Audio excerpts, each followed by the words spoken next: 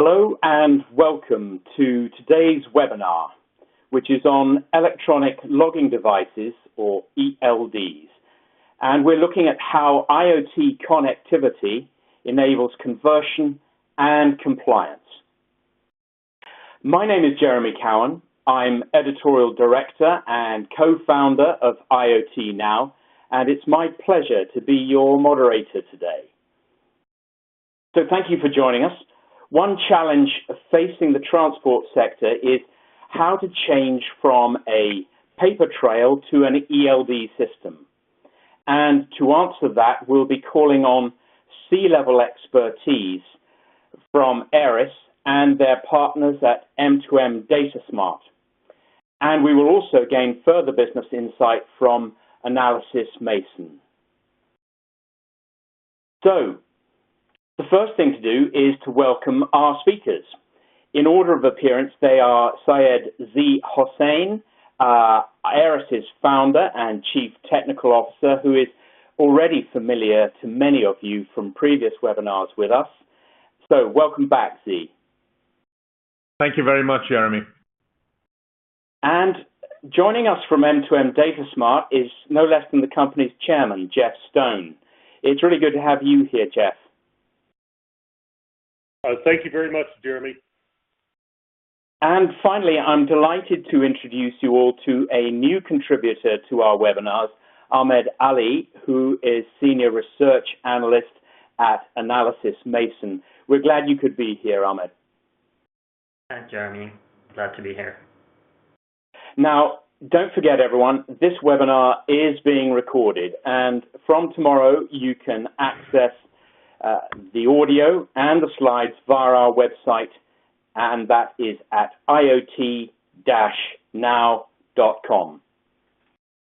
As ever, we want to know what you think, so we have 3 very quick live polls in a moment. Please do take part, as they are totally anonymous, so you can say exactly what you think. And during the webinar, you can give us your questions. Send them to me from now on, and I will put them to the panel later. Just click on the questions icon and type yours into the window. And any that we don't cover today will be answered offline by our speakers.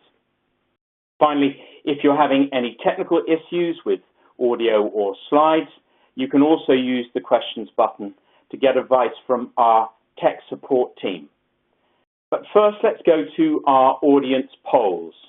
Remember, no one can see your individual answers. We just get the total from everyone's replies.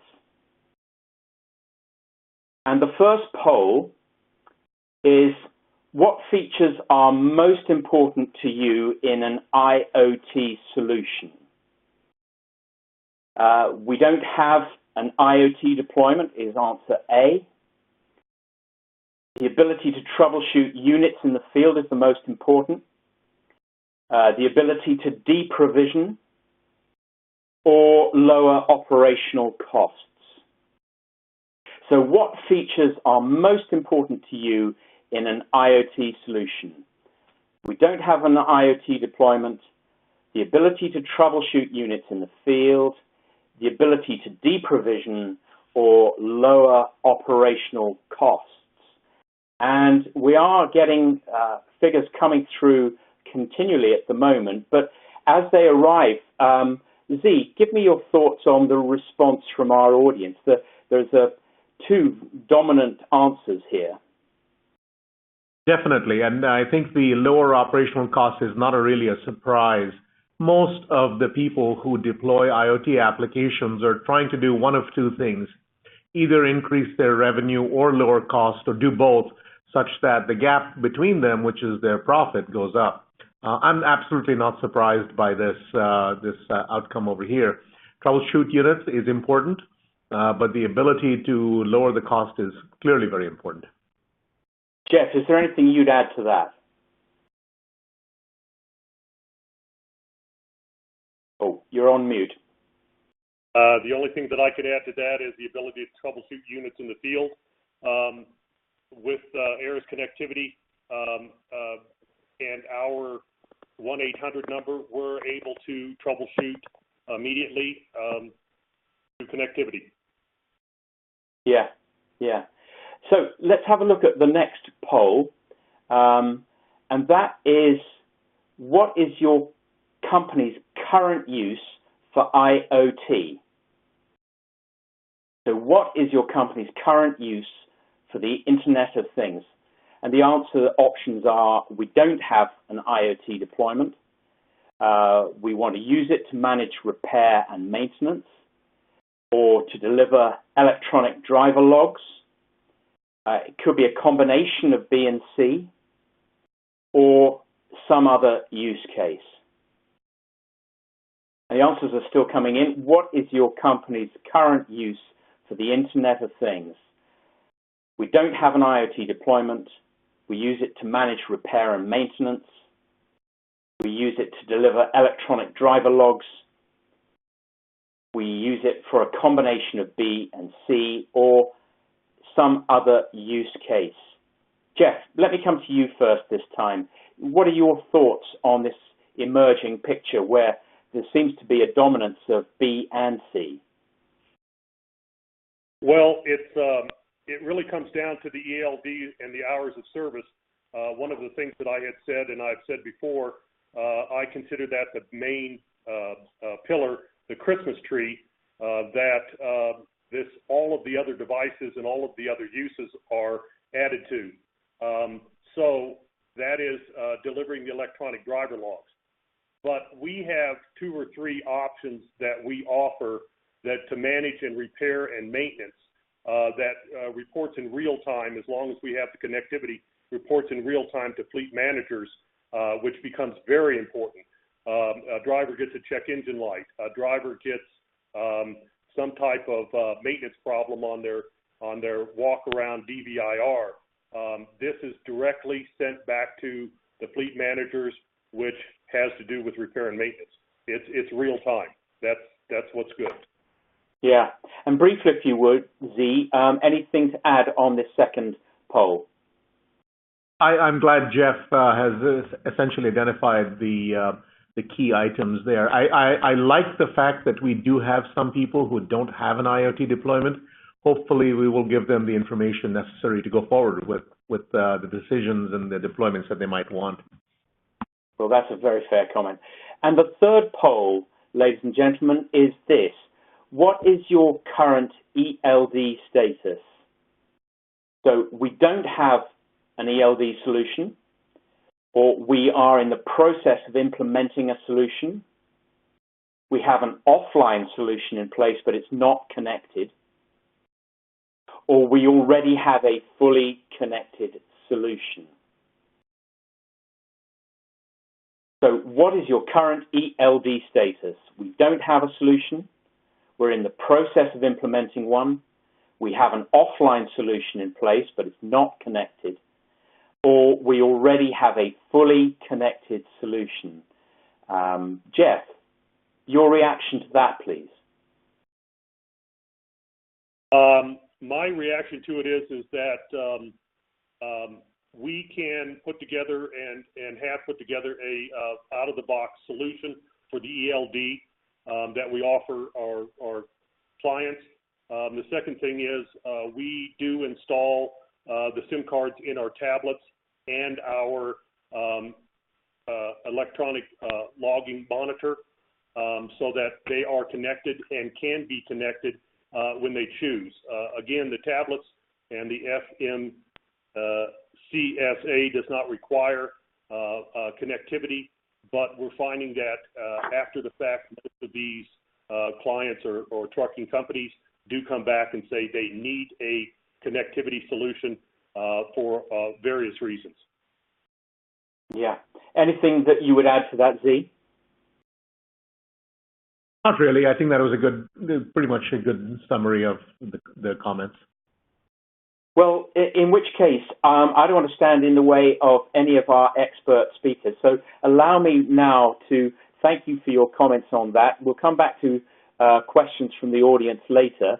But first of all, I'd like to hand over to you, Z. The floor is yours. Thank you very much, Jeremy. Appreciate that. I'd like to take a few slides to describe who Aeris is, what we do, and how we support the people who are deploying IoT solutions in general, not just the specifics for the ELDs products that M2M DataSmart that Jeff will talk about in a little bit. We are a global IoT services provider. We're headquartered in Silicon Valley and San Jose with operations around the world. Our operation centers are located in San Jose, Las Vegas, London, and Delhi, with offices in Chicago, UK, India, Japan, supporting a variety of different applications, which includes the ELD products that M2M will talk about. The specific products we have are two solutions that we call the Aeris Connectivity Platform, ACP, and the Aeris Mobility Platform, AMP. I will expand on that a little bit to show you how that all comes together to support the customers who are deploying units. We are a 100% IoT-focused company deploying solutions for the cellular products that companies deploy in a variety of different markets: connected cars, fleets, healthcare, financial industry, industrial IoT, and utilities. And these applications are pretty much the basis for what people are going forward with IoT solutions for a variety of needs and requirements that they might have or their customers might have. We work with enterprises who deploy these applications. We do not deploy the applications ourselves, and that's where M2M DataSmart comes in for their particular area of expertise. So let me go forward to the next slide, which tells you a little bit about the numbers associated with Aeris. We have had a robust history of growth. We can provide services in 180 different countries. More than 10 million, that number might actually be even a little light at this point. The sixth largest provider of IoT cellular devices in the world right now. We're processing well over 1 billion messages a day from these products that are out in the field. And we're in the top 10 of global IoT cellular units. There was a study that showed we're probably about the number 6 position for these kinds of cellular unit IoT products that are out there. Now, here's a little bit of perhaps a more detailed description of the kinds of things we provide. On the left, you see the sensors and the devices, which is the source of the data and the products that are being controlled out there. We don't actually provide hardware. That is the responsibility of the customers who make that product for their specific application in a variety of markets that we support. What we do is we take the data from those devices into our transport system, our connectivity and our connectivity management system. Take that data, transport it, and store it on behalf of the customer if they want it. Transform that data with analytics, allowing them to make the business decisions that they would perform on the data coming in. And then we present that data, including some development tools that they might want to have. In the connected car arena, we actually provide a significant support for applications, but in the other IoT applications, you might see the companies developing this product themselves. And of course, rating and billing is an essential part of the entire solution. You do not have to worry about having to contact a particular cellular IoT carrier because we're managing that entire process. We're arbitraging the differences between the kinds of solutions you might have in one country as opposed to another country by using zones that we can bill within. Now, on top of this stack, this entire platform, if you will, a very broad IoT platform, you can provide the solutions. So companies provide connected vehicle solutions, fleet telematics solutions, and then there are other additional vertical solutions. And you can mix and match. You can do the data transport for one piece of the puzzle, perhaps, and do analytics or storage management for another, all underpinned by a complete, broad IoT platform with security. It's very important to have security in IoT devices that allows these customers to deploy their application units. Now, what is the important thing about the Aeris ELD support that we believe is important? And Jeff will elaborate more on this with the products and services that they provide. We provide cellular connectivity. Why is that? Because it gets the broadest coverage it can, and it's available on the highways rather than just at the stops where the trucks might be delivering their product or their content in the trailer that is attached to them. It is important to make sure that you have good network coverage as best as possible for these kinds of applications, fleet management applications as well. When you have a real-time transmission, you don't have to have the driver worry about, did my data get logged, did it get transmitted, is it sent somewhere? That real-time transmission ability requires the broad coverage. In general, having that coverage, having the data stored somewhere gives a better outcome, a better compliance. The drivers don't have to worry about it, and the fleet managers know the information is being recorded. And as the data is measured, as is taken in the vehicle or the content of the trailer, etc., that data can be uploaded automatically. It is essential to provide a reliable network, a very secure network, to make sure the data is delivered properly to where it needs to go and it's not hacked in any way, shape, or form. And what we do is we proactively monitor it. We want to make sure the network is available, and if the network's not available in a particular location, which is typical in any kind of cellular system, we provide information to the customers who are trying to use that service that they may have an issue in a particular market. The devices might have to wait a little bit before they transmit, but once they get back into coverage, or once that particular issue is taken care of, then that data can be transmitted. When you have literally hundreds of thousands of towers, for example, in the United States alone, the cellular towers, it is always going to be the case that some tower might not be in perfect communications. But in general, you will see a tremendous, essentially a very high uptime. We worry about the network and making sure that everything is working well for the customers who are deploying it, particularly out in the highways and roads that the fleets might be traveling in.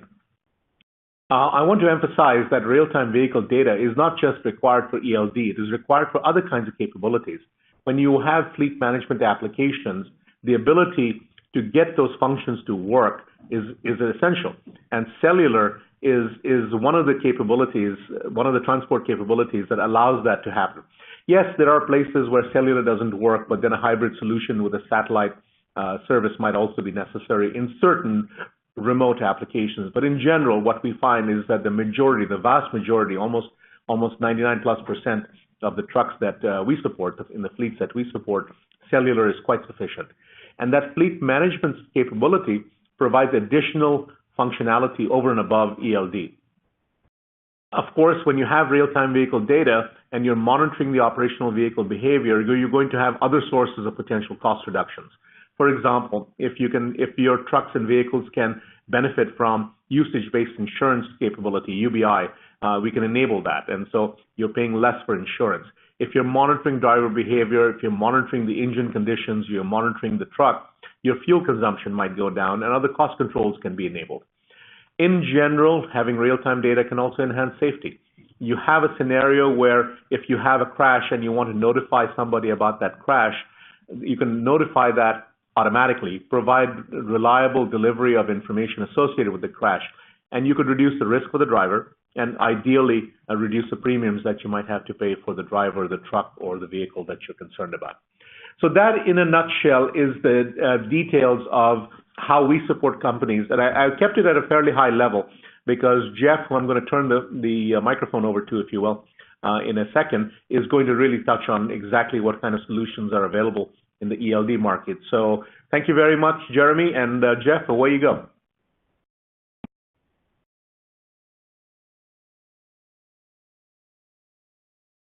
Thank you, Z. This is Jeff Stone with MTM DataSmart. Can everybody hear me? Okay. DataSmart was founded in 2006 as a reseller of cellular data airtime on the Sprint network, and today we support over 10,000 devices. In 2016, we decided to move to managed service platforms as well as providing basic connectivity to retail customers. We became a licensee of VizTrax for Department of Transportation mandated HOS or Hours of Service, and to support our customers. We created a call center and distribution center facility in Tulsa, Oklahoma, and here is where we pre-configure the Android tablets with the required software, match the engine bus monitor with its Bluetooth connection to the tablet, and create a kit of printed material for customers to have a simple out-of-the-box installation and printed material for this experience. Besides call-in numbers, we also provide training videos at a website and for fleet managers and a simple 2-minute video for drivers showing how easy the system is to install and use and plug and play Go cellular telematic devices. And with this, I want to add, with Aeris enabled devices, we roam where the truckers roam. On this screen, you'll see this particular map. AROBRD was enacted in 1988 basically establishing the paper logs for drivers. President Barack Obama in 2012 signed the legislation Moving Ahead for Progress in the 21st Century Act, which is in short MAP 21 legislation.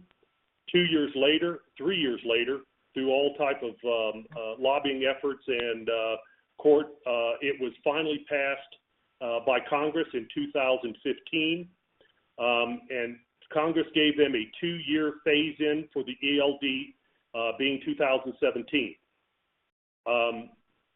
The 2-year phase-in for it, the hours of service requirements have not changed much in 10 years. The only thing that this really requires it to do is go from paper logs to electronic logging, a much more accurate and honest way of doing it. Full enforcement of it is handled by, or enforcement of the rules are handled by the states and the counties within the states. The federal government does not actually do the on-site enforcement.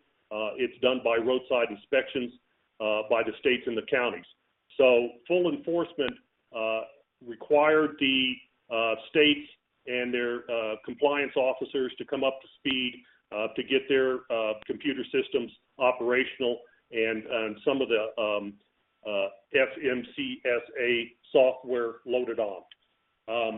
The last and final is that the phase out of the AOBRD is stated for September 2019, which the people that are running, or the trucking companies that are running under the old AOBRD, have another year and a half to come into full compliance and switch over to 395.2 ELD programs. This particular screen here shows the only companies or the only rules and people that are exempted. This comes directly from the FMCSA website.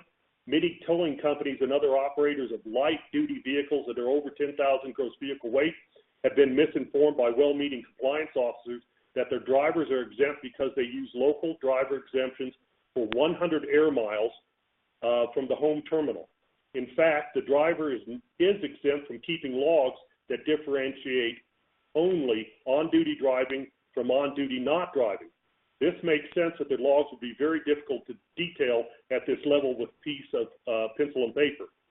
They do, however, have to maintain a record of duty status, or RODs, RODs, indicating the hours that they work. Our app offers this exemption, and the log page just shows the driver to be on duty during these hours before he logs off. Safety inspections, what I had said earlier, the DVIRs, the driver vehicle inspection records, are still required daily, as well as the IFTA fuel tax records. Many drivers are under the mistaken impression that this exemption does not apply if they cross state lines, but that is not true. Think of the states like Rhode Island, where 100 air miles circles and covers over 7 states. For non-CDL holders that operate these vehicles, the coverage expands to 150 air miles. The driver is covered by exemption, but the vehicle is not.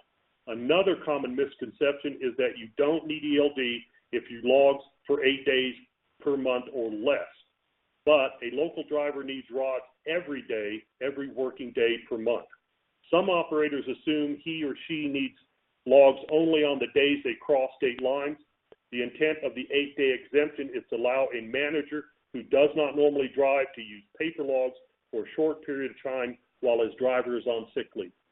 In short, this screen, the key takeaway from this slide is, if your situation is not listed here, you are not exempt.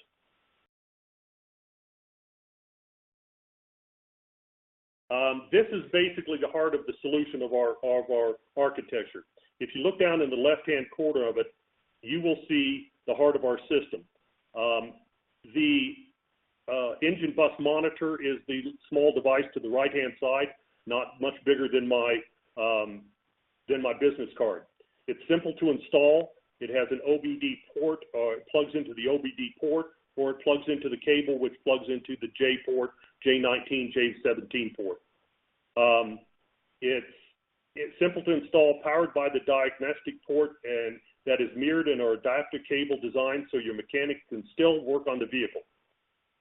This little gem has GPS, a cellular modem, and automatically detects the protocol used by the truck without driver intervention. In other words, once plugged in, it identifies what kind of truck it is and identifies to the device through Bluetooth connectivity what the protocol it's looking for. It's a sophisticated scan tool with communications. It's not required to have an Aeris data plan by the FMCSA, but new trucks are coming out all the time, and firmware on the device can be modified to meet the changing requirements for real-time over-the-air. Freight carrier companies have 450,000 new trucks on order in the United States.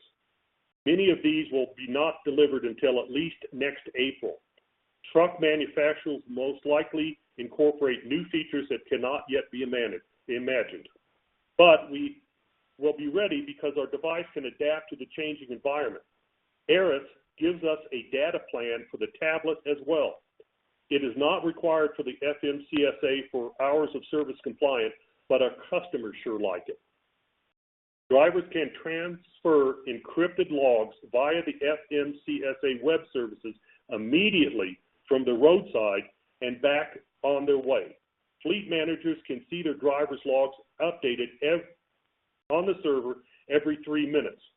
There are over 13 fields that must be updated on the server every 7 days by regulation, but it helps us support the drivers in real time if we can see the same log on the server that they're working from.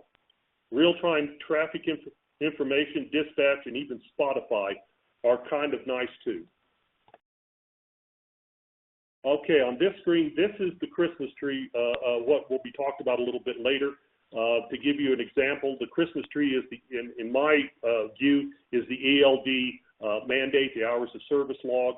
This is the Christmas tree. This is the base of our deal. I'm always amused when people ask us whether it's better that our app is in the 100 or so providers of ELD that are certified on the FMCSA website. It's a federal mandate. As I said earlier, hours of service regulations have not changed in over a decade. There are over 300 certification tests that everyone must pass with their completed system, a combination of hardware and software. Our true differentiator is our customer service. We created a web warehouse operation in Tulsa to pre-configure the software, hardware, and instructions for the drivers. We take directly from the drivers and help resolve their issues and give them advice on regulations. Our most common call on Monday mornings is, I forgot to log off over the weekend, and now it's showing me in violation. The application would have automatically changed their status to on-duty driving if they had just waited the 6 minutes when they got back to the yard on Friday night. We provide all of the DTC and MIL codes to carriers that forgot to mention that there was a problem with the truck. Fleet owners can trust us to keep their vehicles safe and the drivers productive 24/7.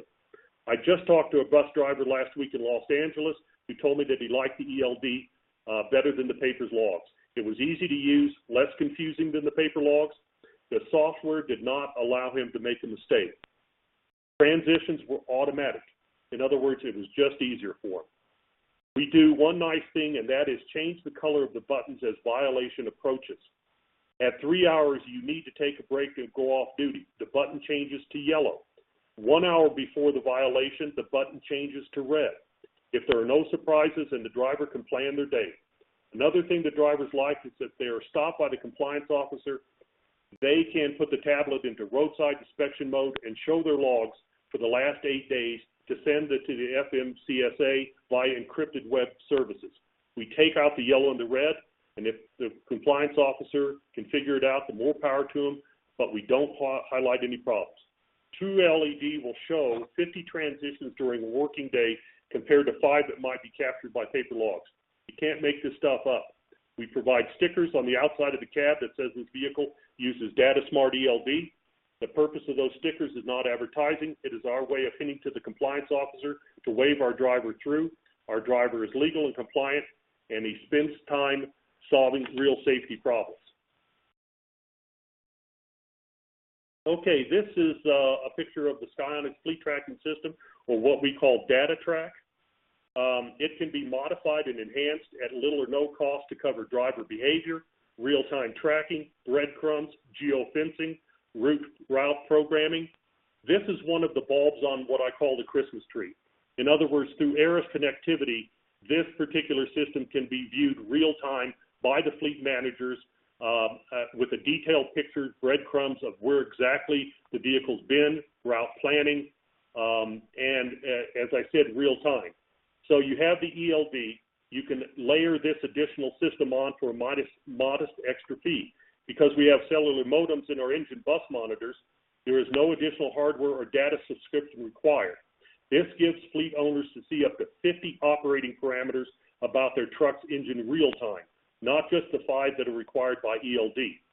It also serves as a DTC and MIL code repository that alerts owners, drivers, and fleet managers about the maintenance issues, but also translates into codes into engineering English. The beauty of this, for privacy reasons, the ELD program will identify the driver and its location within 1,000 yards, but this particular Skyonics fleet tracking system will show exact locations. And last but not least, this is a Skyonic, one of 2 tablets that ELD, DataSmartELD offers. We like the bridge, the TomTom bridge, for a couple of reasons, but we offer a 1 gig of plan through Aeris for $18 a month. It gives us US, Canada, and Mexico. This particular device, tablet, has a Wi-Fi hotspot, Bluetooth, but the thing that makes the TomTom bridge the best is that it has real-time traffic and routing. You can customize by vehicle weight and size. It's lifetime map upgrades every 58 days. You can see bridge heights, speeds by street warnings, and run the hours of service and temperature monitoring if you want to look at your trailers. We can add apps and accessories as needed. NAFTA drivers tell us that they operate with 3 separate rules. In Mexico, they just mandated that drivers keep paper logs this summer. Canadian rules are just as complex in those US, but different. Our software keeps a dual database and automatically transitions drivers when they cross the international border. This TomTom bridge and the VizTrax software that we license is in Spanish and also French Canadian. We sell the TomTom unit that's rugged Android tablet. TomTom is one of 3 primary mapping companies that provide local maps. The others are Google, as everyone knows, and a European consortium called HERE that Garmin licenses. With Aeris connectivity, this tablet gives drivers actual truck routing based on vehicles' dimensions and heights, hazmat routing class 1 through 8, and real-time traffic, speed limits by street and bridge, heights to make transportation safer and more efficient. The tablet costs a little bit more than a standard tablet, but it's much more worth it.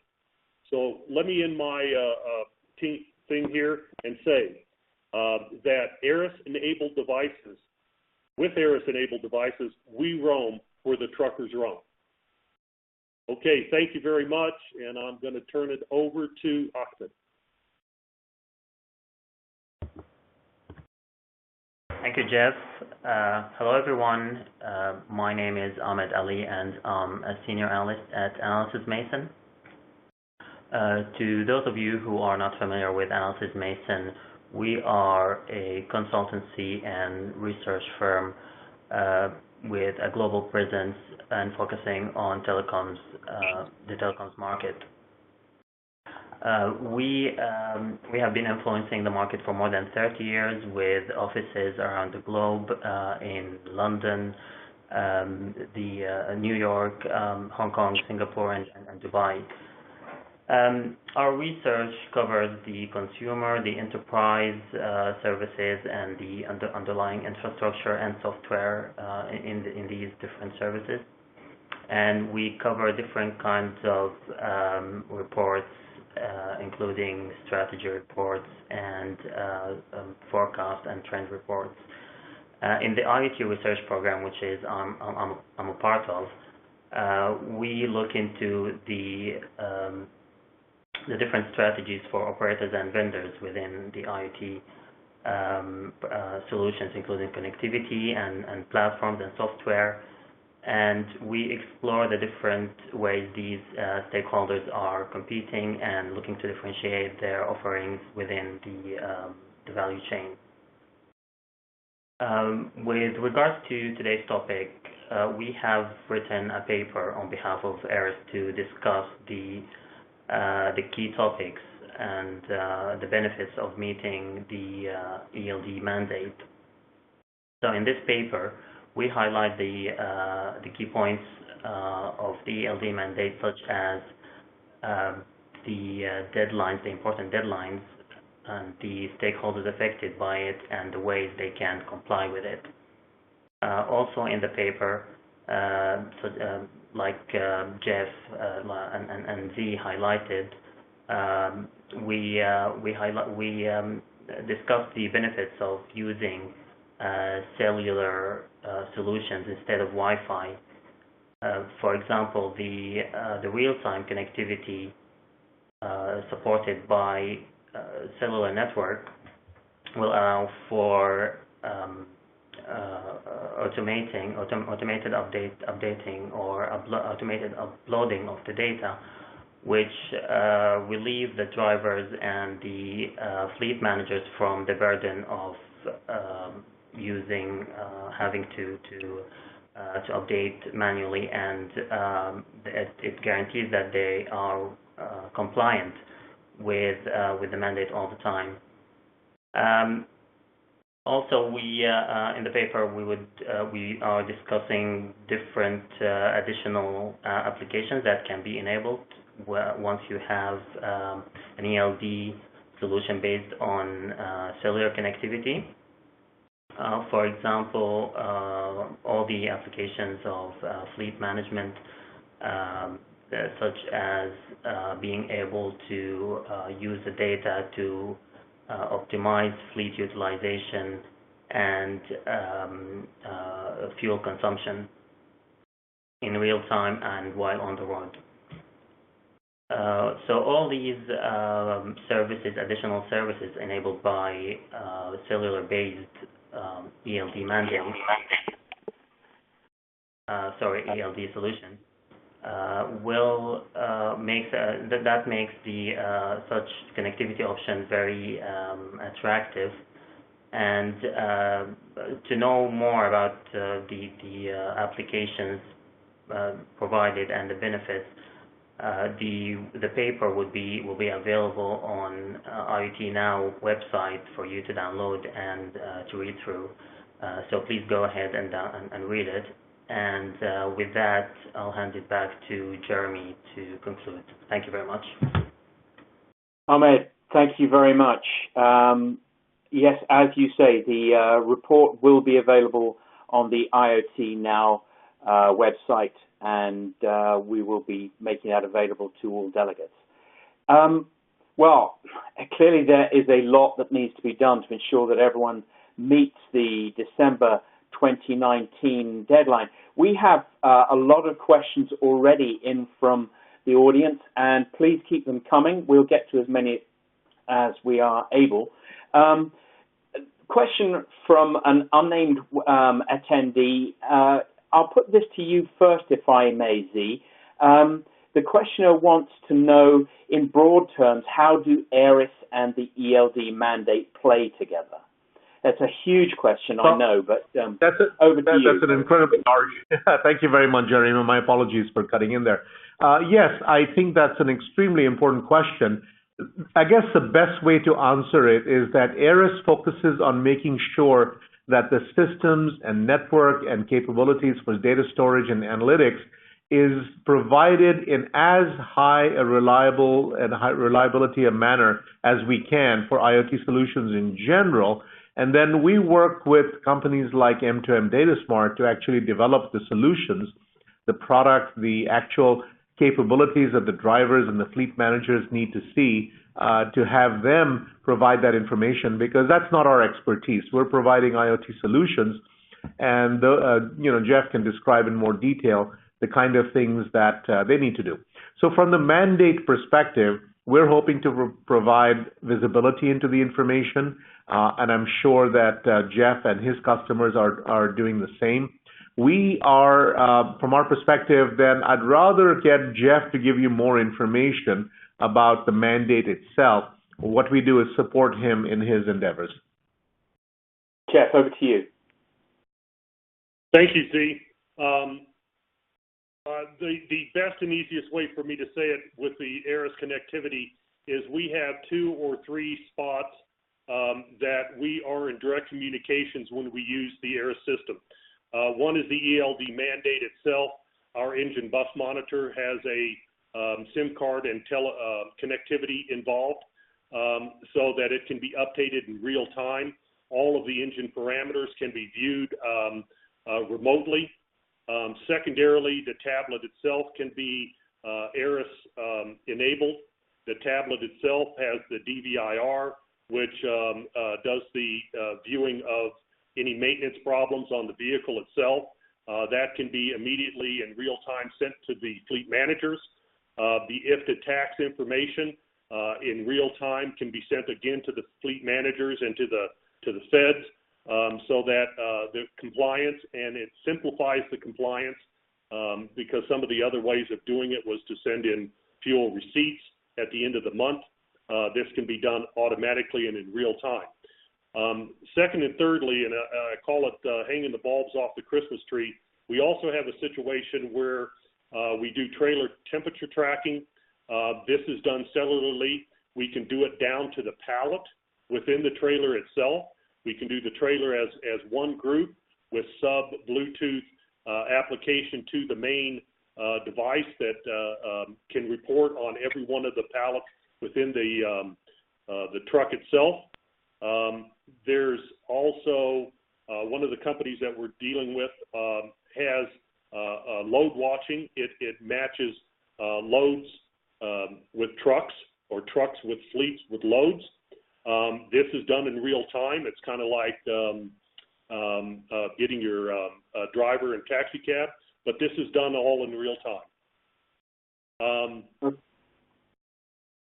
Jeff, I want to stay with you for the next question, if I may. Thank you for that, and okay.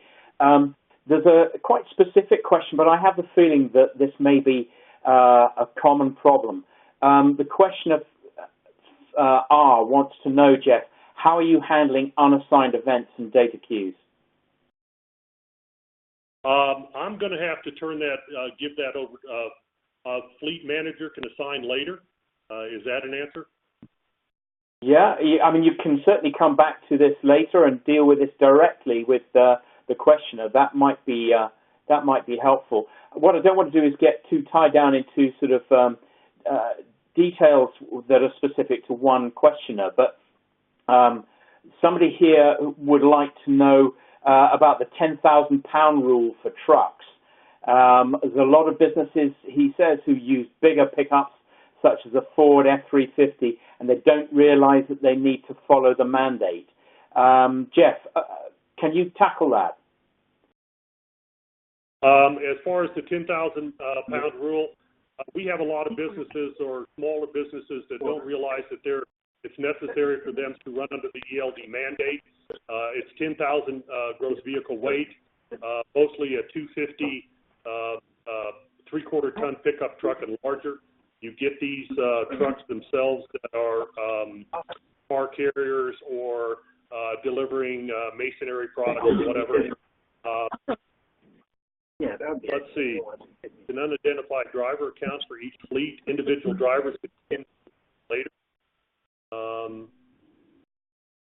I think don't. Yeah. Before I ask Z if there's anything that he wants to add, could I just add? Can any speakers who have them phones off mute, please mute them for a moment when they're not speaking. Z, is there anything you would add to what Jeff has just said? No, Jeff is the expert. This is something that's directly in his bailiwick. We support his systems and his solutions. We don't actually have detailed awareness of the specifics of the mandate. There's a really good question here. Unless you wanted to add anything to that, Jeff, I'm going to put this to Z. Questioner wants to know, in your solution, you have using a lot of sensors, GPRS modules send the data to the server, but the case may be the bandwidth is failing. Is there anything you could add to that, Z? Well, I think the thing to keep in mind is that the application units in the vehicles don't transmit continuously all the sensor data that they're gathering. It is done on an as-needed basis by the typical products, not only in M2M DataSmart solution, but also the other fleet solutions that are out there. You need to have the right connectivity. In the United States, for example, we no longer recommend GPRS modules. We recommend higher bandwidth solutions, typically 3G, or for communications longevity. Most of the people are now deploying 4G LTE solutions. But again, the key point to be mentioned is that you're not going to gather and transmit all sensor data continuously all the time. You send it as you need it, and you record in an ELD solution. You're going to record only what is mandated and what may be necessary perhaps for the add-on fleet management solutions that you're trying to achieve for that vehicle or that fleet. We have not seen an example where GPRS would be an issue for any of these fleet management solutions, but certainly if that is a concern, then you look for a higher speed communications capability. Thank you. Let me also add to what Z had to say. The engine bus monitor that we use sends its signal out every 5 seconds. If the cellular update that is sent out every 5 seconds is stored, and it can be forwarded when it is back in the coverage area.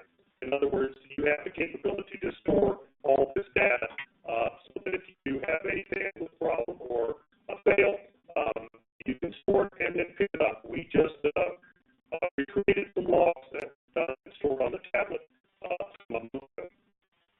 Yeah, we're getting a slight audio problem with your phone there, Jeff, so I'm not sure. Hopefully we'll battle through. Maybe if you can keep that close to you, we'll get a better audio signal. This is a question for Z, and it relates to what you've already been saying. Z, what about other connection options, Wi-Fi, satellite, LPWA? Is there anything that you want to add on that at the moment? Oh, definitely. Clearly IoT solutions use a variety of connection options. Wi-Fi is certainly one of them. And the key point I want to mention about that is Wi-Fi is incredibly short range. So you're only going to, if you're relying on that as your exclusive connection mechanism, you're only going to use it when you get within range of a hotspot, a Wi-Fi hotspot, which might be at a truck stop, which might be at some other location. It is not the primary mechanism that we think is the best approach for real-time connections, where you may have a engine information or a condition that is being monitored in the truck that needs to be sent in real time. It would be typically a storing solution, which when you get in range of a hotspot, you would use that. But in combination with a cellular solution, it makes a lot of sense for when you might want to do a remote firmware update or something like that, where the Wi-Fi, when the truck gets to a stop, is used for those kinds of updates. And certainly, satellite is a viable option for certain applications, fleet management applications and other applications, when cellular coverage simply doesn't exist. We have situations where trucks may go into a remote area, for example, the oil fields in northern Canada, where cellular coverage can be spotty, and satellite provides the backup connectivity so that you still have some real-time capability available. Low-power wide area options are just starting to appear. The low-power wide area capabilities that are standards-based, such as NB-IoT and CAT-M, as well as the proprietary approaches. Typically, those will not transmit enough data capabilities. Excuse me, let me use the word bandwidth instead. Their bandwidth is generally lower than cellular or Wi-Fi or satellite even, and you will not use that for large volumes of data. You might want to report certain kinds of information that you're gathering on the truck. If you're gathering information every minute or two or every few minutes, you certainly want to use a better bandwidth-oriented transport connectivity than LPWA. But it's certainly available, and it will be available in time in a variety of different applications where relatively high latency, small bandwidth information can be sent. That's really helpful, Z. Thank you. Jeff, is there anything you want to add to that? No. Fair enough. Excellent. Let's go straight to this questioner who is asking, is it possible to monitor fuel consumption, including the number of refuelings for the trucks? I will answer that question. I'll take that question. Yes. It's very possible to monitor fuel consumption. We're sending out the 5 points or 7 points that are necessary for the ELD every 5 seconds, but we pick up at least 50 data points from the engine bus monitor that is also sent out. We can modify through our Skyonics and our tracking program. We just worked with a company that does bulk transport. They wanted to know what their truck fuel consumption was during idling or doing accelerated idling, i.e. they're running a PTO or power takeoff that is loading a bin. They want to know how much fuel it takes for them in a 30-second high rev situation of what their fuel consumption is to load their trailers. So we have the ability to see all of these different options. And yes, with the IFTA fuel tax, you have immediate real time of the fueling, the location, the state, where the tax is paid, which at the end of the month, the tax is split over the states that the particular vehicle goes to. So yes, fuel consumption is monitored in all ways. Yeah, it's a crucial point. Thank you, Jeff. Good question here. How will you differ from the normal OBT tool from your own product? Jeff, do you want to pick that first? I can pick that up. I'm not quite sure exactly what he's asking. The normal OBD2 tool is underneath the dashboard of most vehicles is a OBD onboard diagnostics 2 port. Our engine bus monitor plugs into that port and picks up its sensors. In the larger vehicles with a J19 or a J17 port, we do a twin. So we plug into the J19 port, and it has a mirror on the other side that a maintenance person can plug into to the J19 or J17 port. We can do the same thing with the OBD port. We can plug our monitor in one of the arms of the cable and still leave the OBD port open for any type of maintenance to plug in. I hope that answers the question. Yeah, I think it does. Same question, but a different point. What are the maximum? He's asked, what are the protocol maximum that your team are using in transport monitoring? I'm not sure I've got the gist of that question. Z, is that something that you could tackle? Yeah, I'm simply not sure what he might be asking about. I think the thought process could be that is some of the communications protocols for the cellular transport sufficient for the kinds of data that is being transmitted? And it can be. You can use an IP connection. You can send data via TCP, which would be a session-oriented data connection, or you could send data via UDP, which is much less of a load, if you will, on an IP session, and it gets the information across. So I'm not sure exactly what he's asking about. If he's talking about whether or not GPRS is sufficient, in most cases it is. If he's looking for additional capability, I suggest that he can contact us and we can give him some more information about the typical throughput of a cellular solution offline. Fair enough. Any of these specific questions, it's always free to you to just take them offline and have the detailed conversation about a customer's particular requirements offline. This may apply to this question, but I'm going to put it to you anyway. I'm not sure if this is confidential information or something that you can share in the first part. But Jeff, would you be happy to allow a client or a would-be client to talk to one of your customers as a reference? Is that something that you can do? Absolutely. What they need to do is contact on my finish page. I had a contact. His name is Jim Williams. Jim Williams also works with our center out of Tulsa. We get calls and monitor.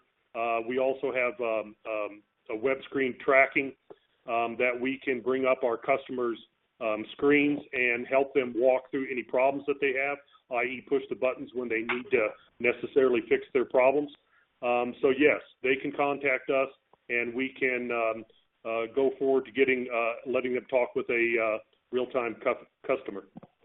That's really helpful. Thank you. Well, it's open to any of our audience to do that, and anyone joining who downloads this webinar tomorrow onwards from our website, iot-now.com. Z, I'm going to put this last question to you, if I may, and I'm going to dovetail it with something that you've already touched on when you were talking about GPRS.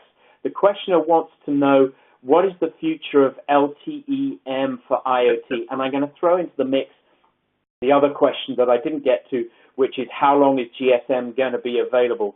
So I'm going to give you 1 minute. Very unfair, I know, but can I ask you to stick to that before we have to wrap it up for today? Sure. Let me quickly address the GPRS question quickly. We have scenarios where in many places, certainly around the world, GPRS is being turned off. In the U.S., one of the largest carriers in the country has already done so. The other carrier may well only keep it up for a few more years, simply because the evolution is towards LTE-M as well as the other LTE products that might be necessary for IoT solutions. I think the future of LTE-M is definitely the way to go. It is available today. We provide customers with LTE-M radios today, Cat-M as it's sometimes also called, in the U.S. It is available pretty much on all the networks that we are working with, and it has the longevity of technology service that GPRS simply does not. Now, having said that, there are places around the world, in European markets, in African markets, where GPRS will be available through the middle of the next decade, but beyond that, people should be prepared to look at other technology solutions for GLTE and its category M or NB-IoT for certain applications. I wouldn't recommend it for fleet or ELD, would be appropriate. I'm seeing that there are good questions still coming in, and really sadly, gentlemen, I do not have time to get those to you now. But what I will do is ensure that the questions are passed from our audience to you, and if you would be so kind as to answer them. Thank you, everyone. Our aim today, as you've seen, has been to try and enable conversion and compliance through IoT connectivity. And by golly, we've covered a lot of ground. Sadly, that is all that we have time for. Please don't forget to bookmark our website. That's at iot-now.com. And there you'll find the latest news, plus videos, blogs, events, reviews, and interviews. And from tomorrow, you can stream this webinar from the site. It just remains for me to say a huge thank you to our speakers, who have been Syed Z. Hussain from Aeris. Thanks, Z. Thank you, Jeremy. Thanks, too, to Jeff Stone from M2M DataSmart. It's been really good to have you here, Jeff. Thank you, Jeremy. And finally, and last but not least, Ahmed Ali from Analysis Mason. It was great to have your thoughts, Ahmed. Thanks, Jeremy. And I can say that the report that you have compiled will be made available to our audience and to anybody registering later on. Most of all, ladies and gentlemen, I want to thank you for joining us wherever you have been. Keep safe, and we really appreciate the time you spent with us. From everyone here at IoT Now, enjoy the rest of your day. Thank you, Jeremy.